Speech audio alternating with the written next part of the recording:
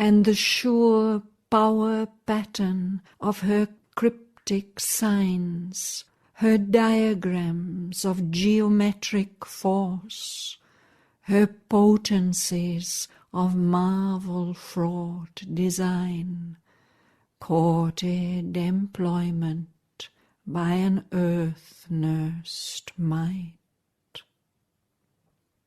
A conscious nature's quick machinery, armed with a latent splendor of miracle, the prophet passion of a seeing mind, and the lightning bareness of a free soul force. All once impossible deemed could now become a natural limb of possibility, a new domain of normalcy supreme.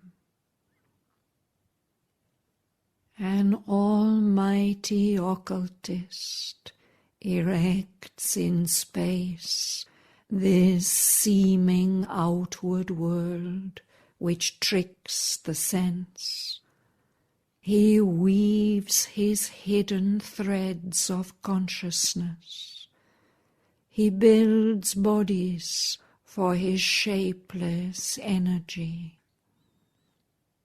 Out of the unformed and vacant vast, he has made his sorcery of solid images, his magic of formative number and design, the fixed, irrational links none can annul, this criss-cross tangle of invisible laws.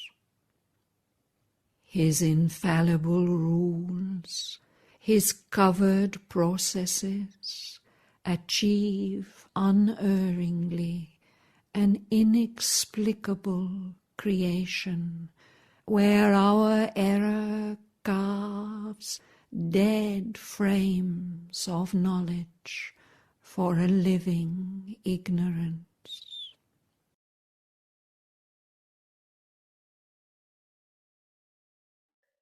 So we stop here and we'll listen to this again in continuation later.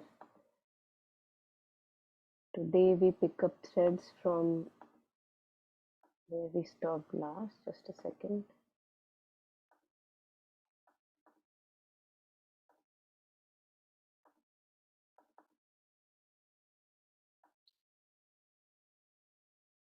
Yeah, so here. So Ashwapati's yoga we were at, and how as his revelations and realizations grow, he's able to see more than what we usually see.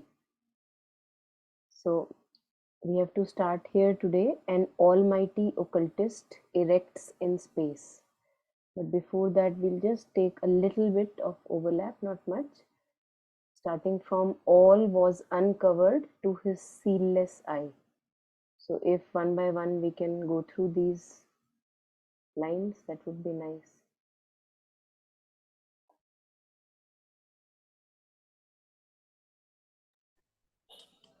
Monica, I'll read. Yes, please. All was uncovered to his seelless eye. A secret nature stripped of her defense, once in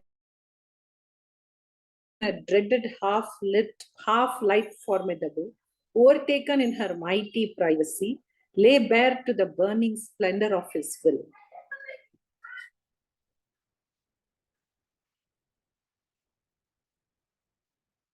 Yeah, please, rest of us can just one by one continue to read.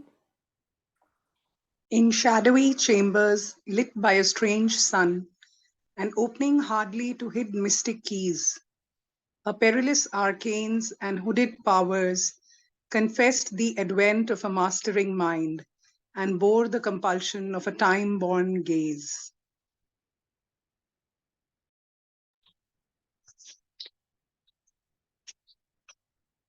incalculable in their wizard modes, immediate and invincible in the act. Her secret strengths, native to greater worlds, lifted above our needy limited scope.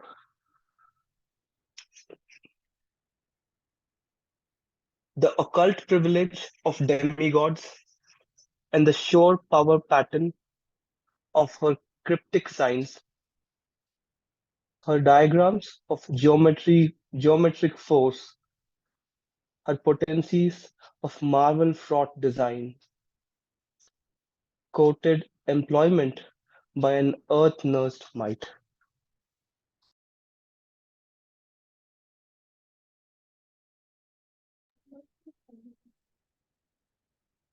A conscious nature's quick machinery, armed with the latent splendor of miracle, the prophet passion of a seeing mind, and the lightning bareness of a free soul force.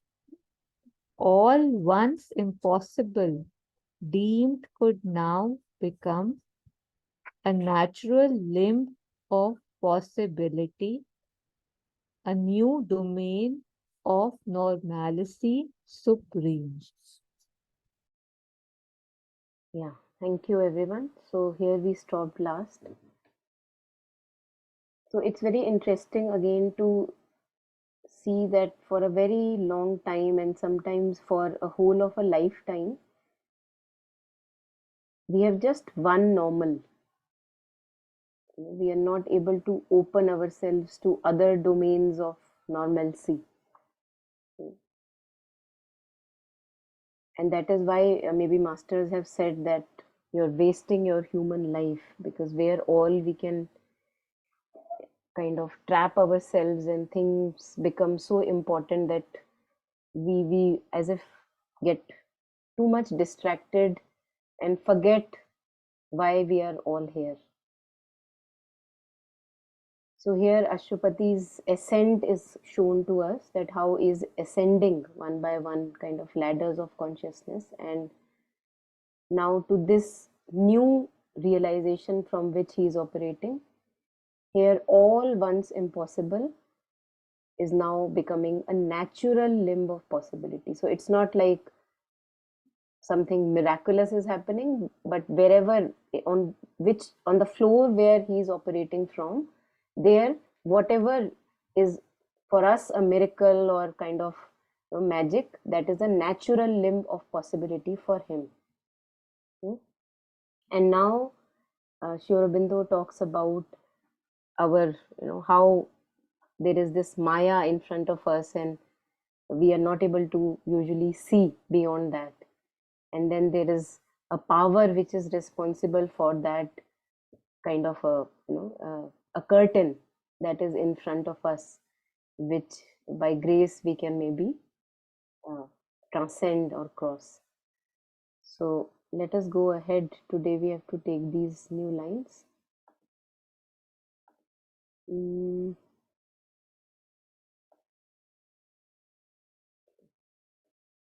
Yeah, so lines in pink. Would anyone want to read? An almighty occultist erects in space this seeming outward world which tricks the sense. He weaves his hidden threads of consciousness. He builds bodies for his shapeless energy. Out of the unformed and vacant vast he has made his sorcery of solid images, his magic of formative number and design. The fixed irrational links none can annul. This criss-cross tangle of invisible laws. His infallible rules, his covered processes, achieve unerringly an inexplicable creation where our error carves dead frames of knowledge for a living ignorance, in her mysteries moods divorced from the maker's laws. I'm sorry, I highlighted an extra line. Yeah, sorry for that. Yeah, thank you. So this is how, when it's like whenever we talk about life, it's a mystery. No one says that, oh, I know what exactly is going on. So it's a mystery, and uh, no matter how much science may have progressed, no matter how much all the our own creations of various fields and departments may have progressed, still there is something that we don't know. So that's the mystery. And there have been eons and eons of scientists, experiments, and everything, and yet it remains mysterious. So he talks about that mystery now, and how we have, like, our trick of sense, like a curtain in front which doesn't let us see fully. So an almighty occultist erects in space this seeming outward world which tricks the sense. So, as if someone who knows about all these hidden energies, he has used this vast, his own vastness, what in Vedas is said, brihat, the vastness of it. And he has used that vastness. In that vastness, he has erected as if a seeming outward world. It seems that there is something out there. And it's because of our senses that it seems so. And even then, our senses, which are windows to know the world, uh, because it is how we operate. If I have to cross a road, I need my senses to function so that I know how to cross a road. And yet there is something beyond all that also. So for day to day practical living, it seems that I can't operate without the senses. Usually that's what it feels to us. And if we are crippled in one or the other sense, we can't see properly, we can't maybe touch or feel or listen or speak properly. It feels that as if something is lacking in me, but that is not true, because senses are just one window of how we can know the world, but it's not all. So this almighty occultist who has the knowledge of every energy working in this world, he has as if created this a kind of an illusory outward world which appears like out there, I like it's at distance, and through senses I can get to it. He weaves his hidden threads of consciousness. He builds bodies for his shapeless energy. Now, energy is shapeless, formless, but the occultist, the almighty occultist, has as if given forms to those energies. So, whatever we see, sense, touch, feel, as if these are energies, which are energies, but they are now tangible. You can use your senses to get in touch with that. And beneath all of that is the hidden threads of consciousness. And this also, we have come back to this again and again, that without consciousness, we can't know anything.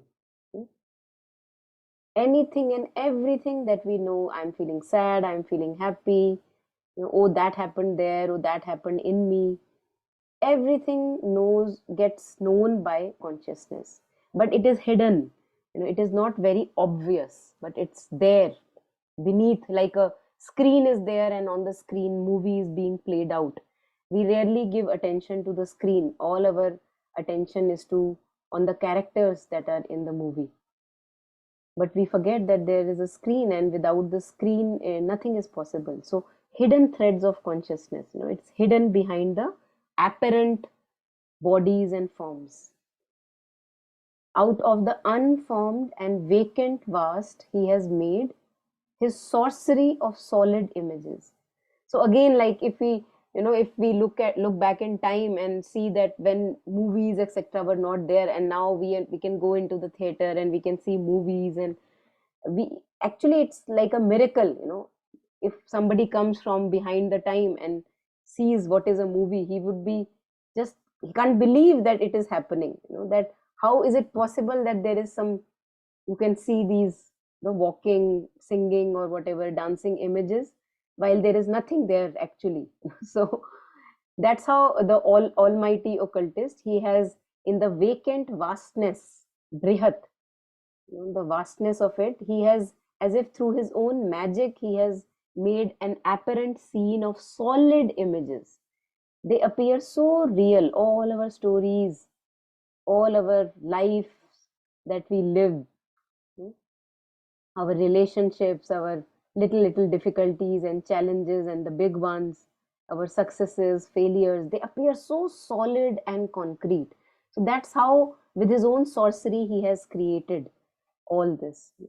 In other words, we can also call it divine Maya. Brahman has given Maya this task of creating images, of making the manifestation. His magic of formative number and design, the fixed irrational links none can annul. So if we go to sciences, the basic sciences, chemistry, physics, there are laws which are just there.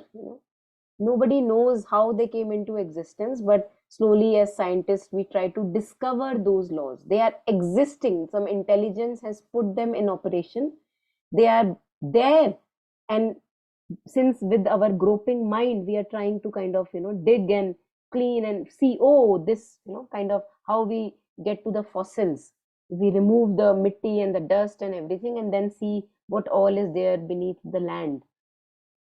So like that, there is a grand intelligence in operation, and there are links which are at times to our mind irrational, and yet they are there and we are not aware of them mostly, but we can slowly, with our groping mind, we can kind of touch them, we can get to know that they are there.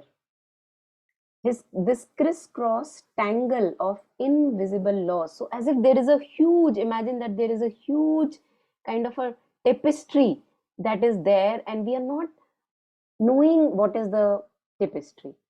So we look only through this little window of sense and we try to make sense of it. We don't see the grander plan, we don't see the larger design. And that is why with the mind always something is missing. With our little logical analytical mind, always something or the other will be missing, because no matter how much we expand it, we still can't see kind of things fully.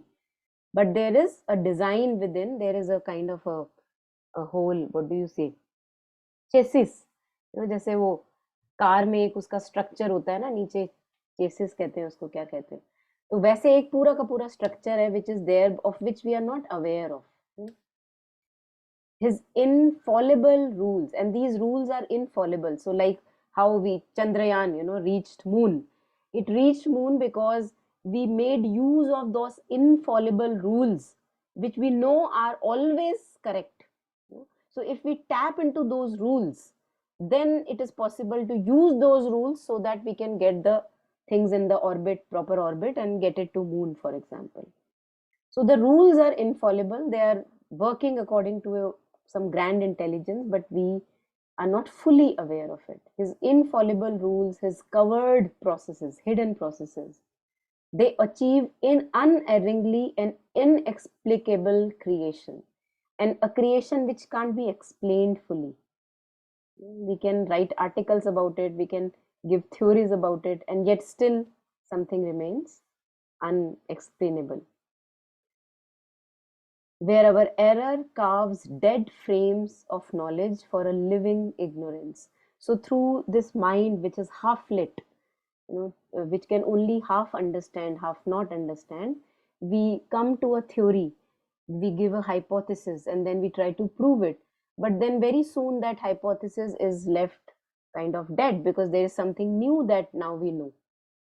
So like that, from frame to frame we go ahead, and the previous frames now are as good as dead, because something new has now we have seen and something new has come into picture. So it's like an inexplicable mystery that is there in this universe of which we are all a part, and slowly we are trying to kind of, through our senses, because that is the instrument given to us, at least the grosser instrument, but there is something beyond those senses as well. So through our senses we try to make sense of it, sense of the world. So anything here, anyone?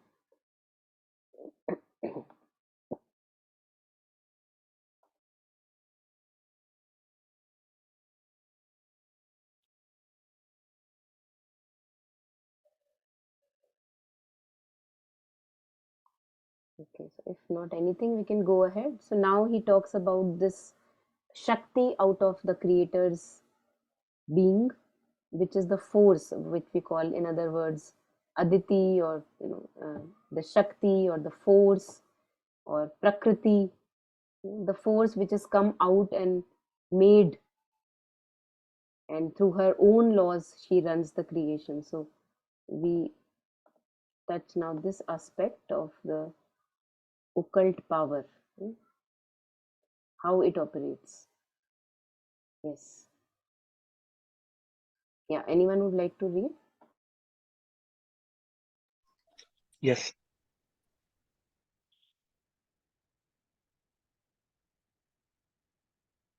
In her mysteries, moods, divorced from the Maker's laws, she too as sovereignly creates her field, her will shaping the undetermined vasts, making a finite of infinity.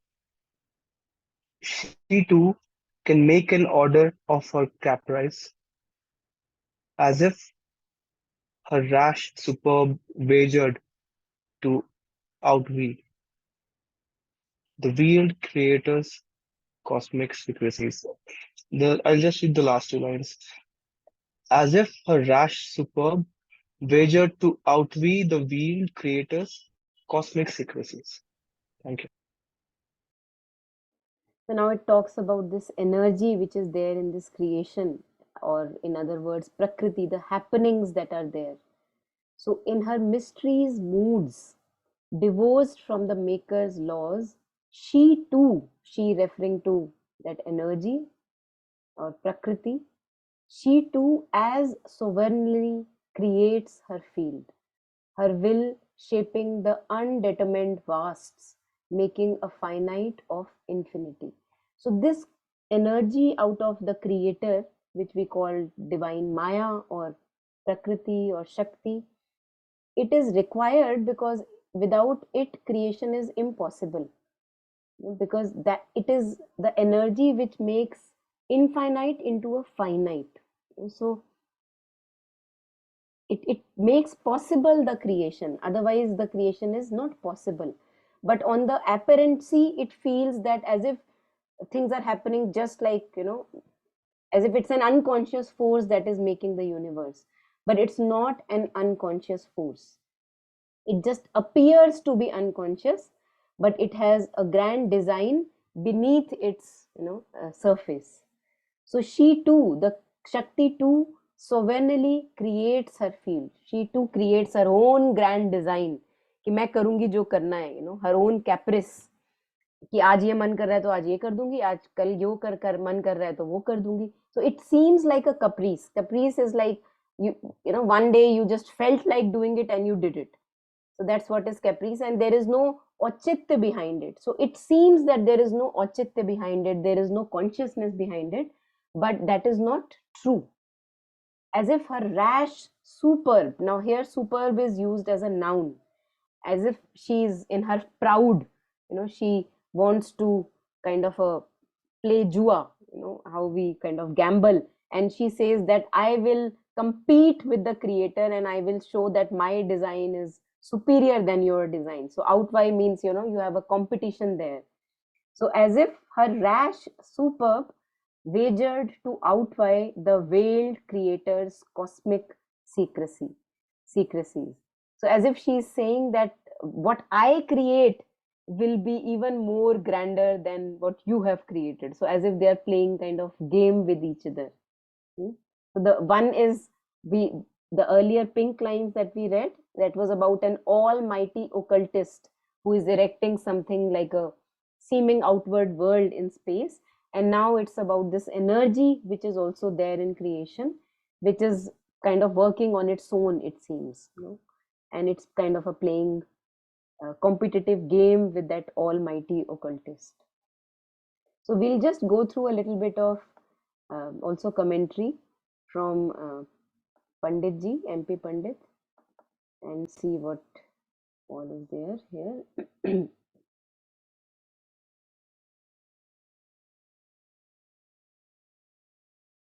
Yeah, this one, Almighty Occultist. So I'll just maybe go through these lines and we can take reflections if there are there. Yeah, so starting from the first few lines, an almighty occultist erects in space the seeming outward world which tricks the sense. So he says this universe is not the product of a movement of mechanical energy or a chance or gigantic chance. It is a willed, deliberate creation of a supreme, transcendent, omnipotent being wielding a marvelous wizardry. The world that we see is changing incessantly. It is not now what it was a moment before, but it seems like that. If we, for example, if we look at our bodies, it seems that, oh, the person who slept is the person who woke up. So outwardly, our sense, since it tricks us, it is limited in its operation. It feels that nothing changed. I am the same person. Just because the limits of the bodies are just relatively grosser sense, same. But the masters have said that you never put your feet in the same river twice, because the river is not the same and the person is not the same. So we are changing each moment. Even physics would also say that so much of exchange with the outer environment is going on each moment, that we are not the same person every moment. Every moment we are newborn, but we fail to see that because our senses don't allow us to see that. Because all the time we are involved in the gross motor senses, and through that it appears, oh, the same mobile phone, oh, the same me, nothing changed. But it's a kind of a trick that is being played, and things are actually changing and in a flux throughout. So the world that we see is changing incessantly, and it is not now what it was a moment before. Our senses, which sees the objects of this world and report to the mind, are invariably misled by appearances which conceal more than what they reveal.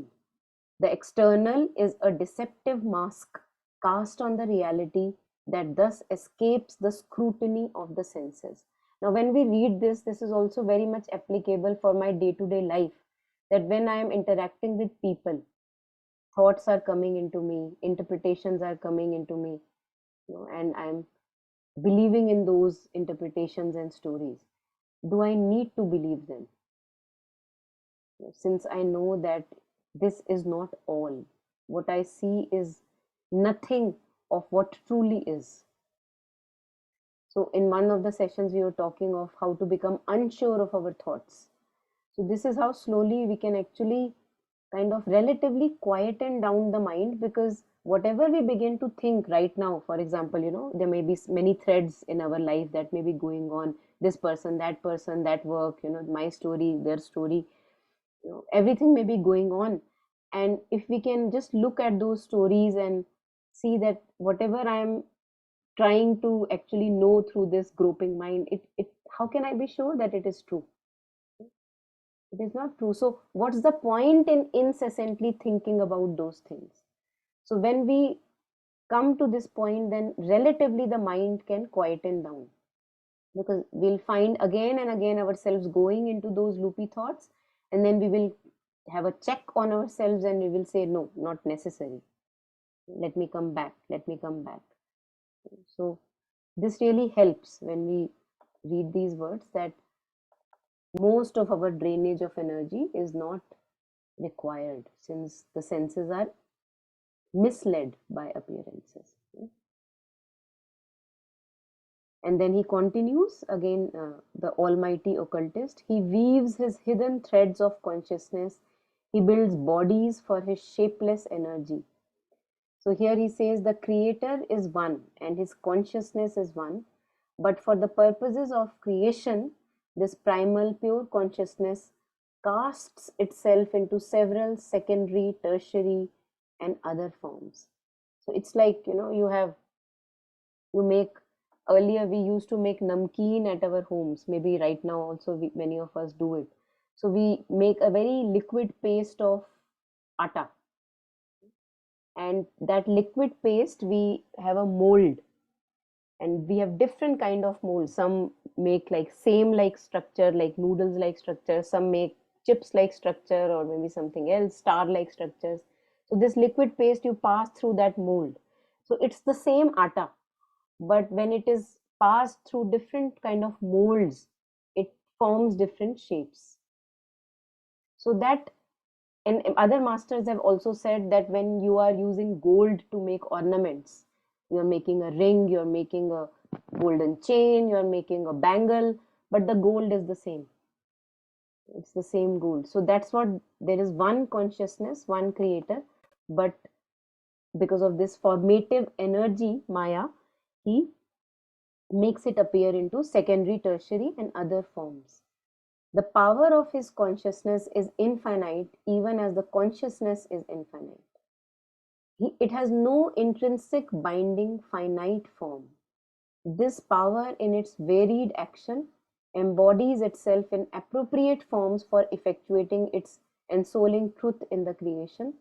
Form is essential for manifestation in formal existence. So we see the world around us. Each form has its own importance. The bed has its own importance, the chair has its own property and importance and use. Our first finger has its own importance, the second has its own importance, the thumb has its own importance. So each form is created by that same divine consciousness, but it is put into such a place, like, a marvelous big huge puzzle in which each part has its own significance, and that is for the purposes of manifestation. And that is how Mother says that there is a spiritual hierarchy that is in place, and each person, each creature has one proper place in the whole of creation. We, all of us, have to find that proper place, and then we will not be fighting with each other. तूने मेरा काम क्यों किया और मैंने तेरे काम पे दखल क्यों दिया? Then that would not be happening, because each one of us will be fit where exactly we fit. So that is where Mother says that we have to find our psychic individuality, our true individuality, because that is where we find our true shape, where what we are really kind of bound to do in this particular life. And for that, it's a long process, since many layers are there over us, which we think that, oh, I'm good at it, let me do that. So, but maybe the divine has not thought that for us. So it has to be beyond the logical and analytical mind. So many layers have to be gotten rid of before we get to know what we are truly made for. Yeah, so this more lines here. Out of the unformed and vacant vast, he has made his sorcery of solid images, his magic of formative number and design. So out of his own infinite, which is called Brihat in the Vedas, self-extension, formless and nameless, the creator fashions this world of forms and names. Out of the stuff of the intangible spirit, he builds solid material structures according to his own plan that unfolds itself through its creative patterns and disposition of quantity. So means वो छोटी quantity में है तो वो कुछ और appear करेगा, बड़ी क्वांटिटी में कुछ और अपीयर करेगा. So many masters also use this imagery of, say, imagine there is space. Now in this space I can't really touch anything, feel anything. It's kind of relatively intangible.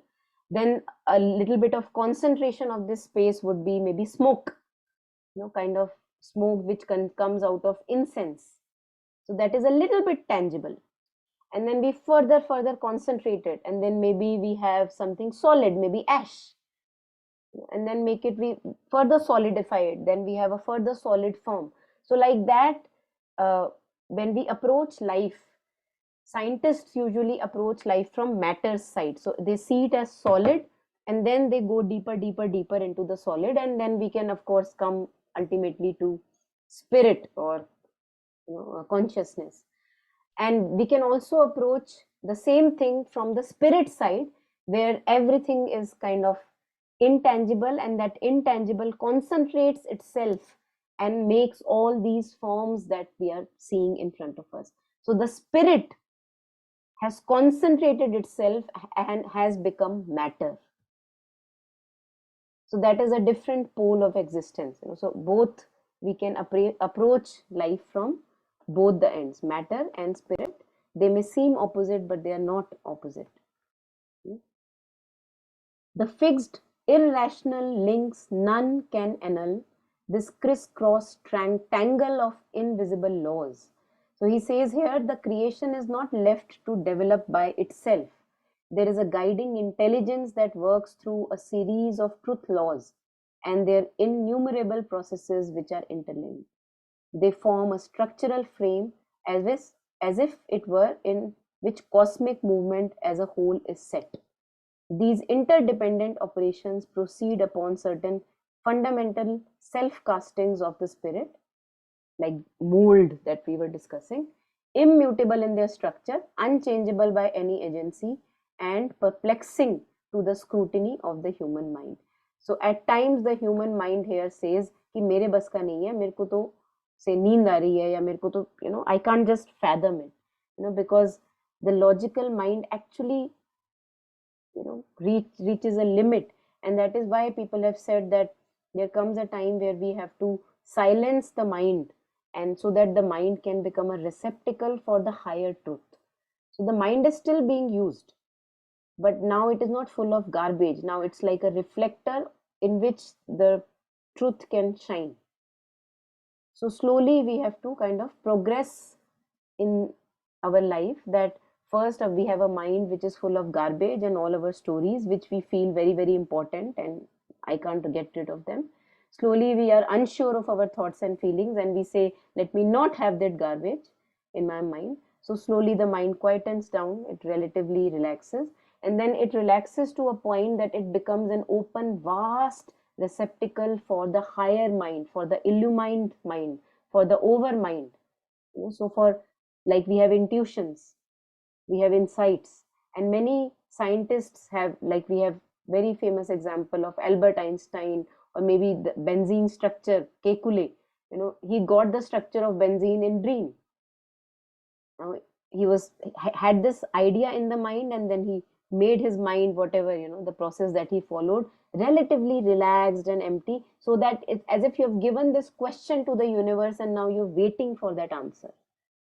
So many scientific discoveries, if we go to their inventions and discoveries, if we go to their roots and the scientists, we will see that they were actually people who believed that there is something higher than us, where the mind, if it falls relatively quiet and dwells upon an idea and gives it over, then you have a truth or an insight or a revelation. And that is what they presented. And they presented to that extent that even now we are discussing about those truths that they presented. Right now we are discussing, अच्छा Albert Einstein क्या बोल के गए, जरा देखते हैं अभी कैसे प्रूव करें उसको. So they have given us truths which we don't know how to prove by logical mind, which we are trying to now grasp and fathom.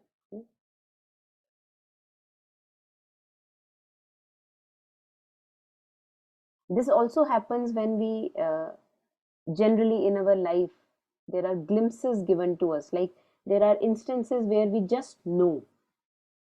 We don't know how we know, but we just know. So whether I should take this left road or right road, or whether I should speak out that word or not that word, we have not thought logically, but we just know that it is not right, for example. So that knowing is something which goes beyond the senses. It is not, it is the direct knowledge which is given to us.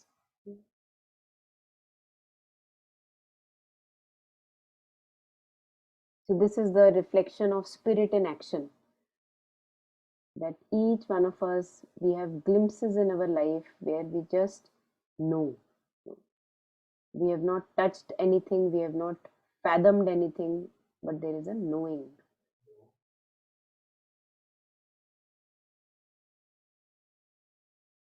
At times also in the cases of many difficult situations, because it is in most challenging situations where our mind can actually fall completely blank कि अब मेरे बस का नहीं है, it just shuts down. And when the mind falls completely blank, then actually it opens up to higher truth. So many a times in many difficult challenging situations also we have revelations, mostly there actually, because day to day life में तो हमको लगता है अरे हम बढ़िया manage कर रहे हैं, दिख तो रहा है, समझ तो आ रहा है, तो लेकिन जब हमको समझ आना बंद हो जाता है कि भैया अब तो बिल्कुल पता नहीं लग रहा, करो तो करो क्या, तो वहां जब दिमाग बिल्कुल बंद हो जाता है, एक्चुअली में वो हमारे लिए बंद होता है, बट एक्चुअली में वो ओपन हो रहा है, it's actually opening. So that is why masters have said that that which is a waking state for us human beings is a sleep state for masters. We think I am waking when I am active with the senses, but they know that there is a world beyond the senses to which we have to wake up to.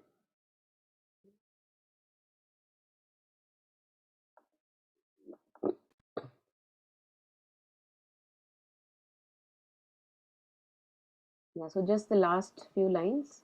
After that, we can take reflections, if any.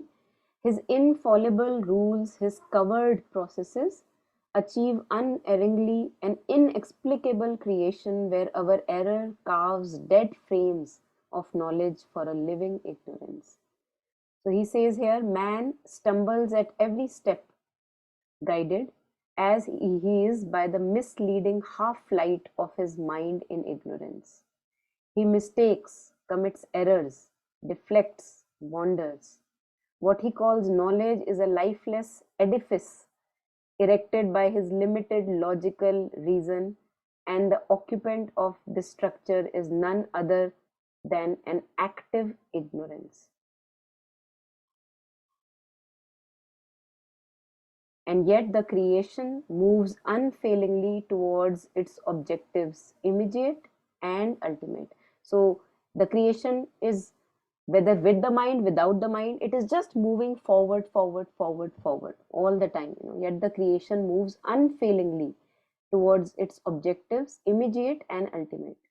That is so because underlying it, guiding and leading it from within, is the divine wisdom, whose truth laws, though concealed in their operation to human eye, act and fulfill themselves without fail. The master intelligence of the creative spirit leads the world unerringly despite the blindness and blunders of the human mind.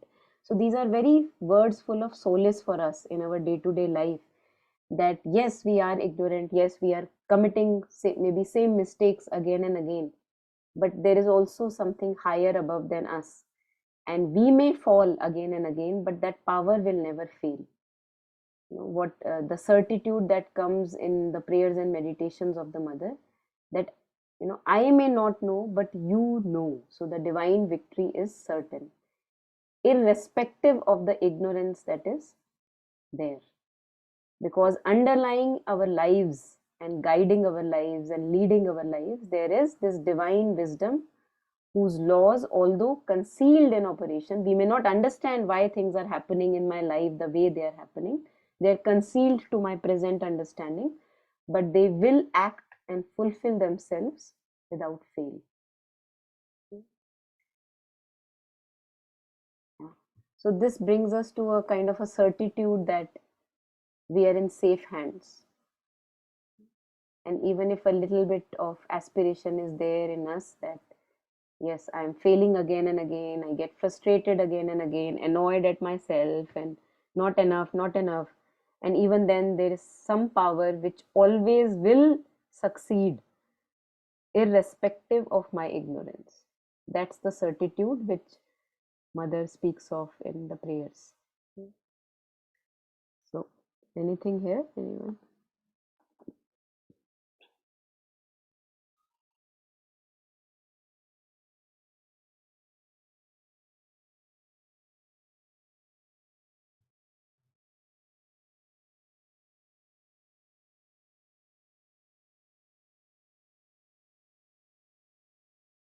So I think for day-to-day purposes, I would Also, one way of seeing this is that if we are not able to understand things in our life right now, and things are maybe not making sense, why is this happening to me? You know, we can actually be assured that there is some higher working which knows why things are happening the way they are happening. You know? So I may not understand, I may not know, but having faith that something knows. And I will be guided, I will be led forward, always forward, because there is always forward and there is no backward. So I would also take it in that sense here.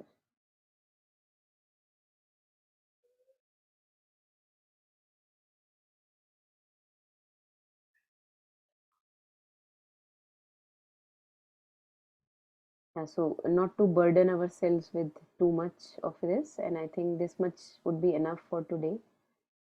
And even if through these lines we can get glimpses of this certitude in ourselves that I know I am led, I know I am guided, whenever we are kind of losing hope in us, then I think it's enough for right now.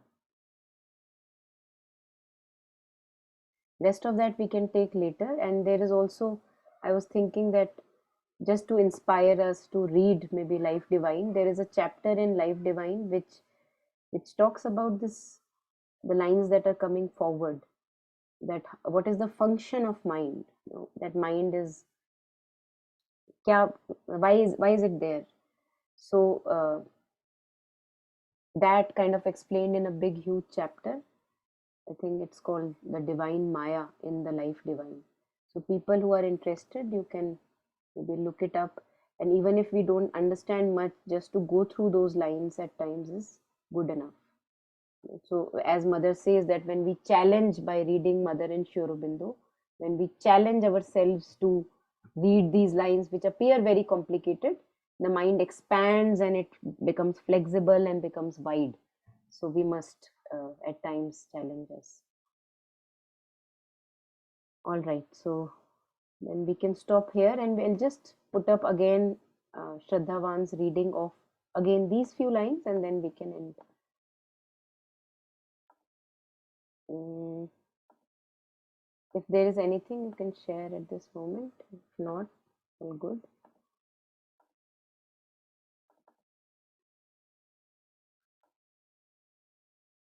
So just a little bit we'll listen and then we'll end.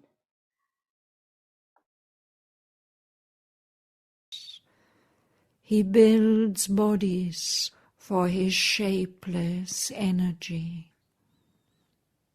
Out of the unformed and vacant vast, he has made his sorcery of solid images, his magic of formative number and design, the fixed, irrational links none can annul, this criss-cross tangle of invisible laws. His infallible rules, his covered processes, achieve unerringly an inexplicable creation, where our error carves dead frames of knowledge for a living ignorance. In her mysteries moods, divorced from the Maker's laws, she too as sovereignly creates her field, her will shaping the undetermined vasts, making a finite of infinity. She too can make an order of her caprice, as if her rash superb wagered to outvie the veiled Creator's cosmic secrecies. The rapid footsteps of her fantasy amid whose falls wonders like flowers rise, are surer than reason, defter than device, and swifter than imagination's wings.